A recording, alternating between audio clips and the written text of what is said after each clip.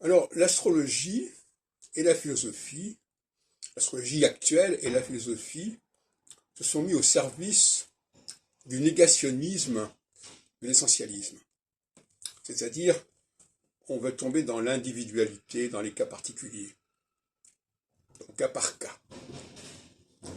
Par opposition à la linguistique, qui, elle, est porteuse d'une anthropologie structurelle bien précise, avec le masculin, le féminin, le singulier, le pluriel, etc.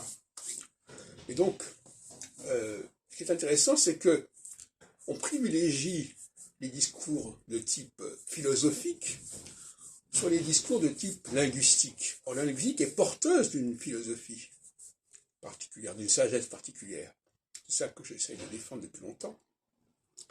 Et je m'aperçois que, que les émissions philosophiques sur France Culture sont assurées par des femmes qui par définition, quelque part, existentiellement, sont contraintes d'être dans la résistance et dans la négation des catégories et des groupes, parce que ça ne les arrange pas, parce qu'elles en ont souffert.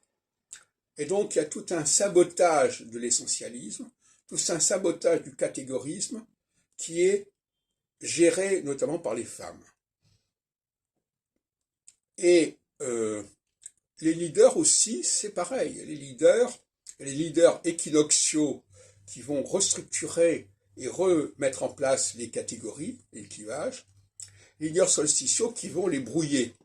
Ils vont les brouiller de manière assez subtile, parce qu'ils vont proposer une sorte d'unité factice, qui est la nation. Et Marine Le Pen, comme leader féminin de cette idée de nation, qui est une espèce de fourre-tout, finalement, sous lequel on va proposer un discours commun, un discours unitaire, est tout à fait caractéristique.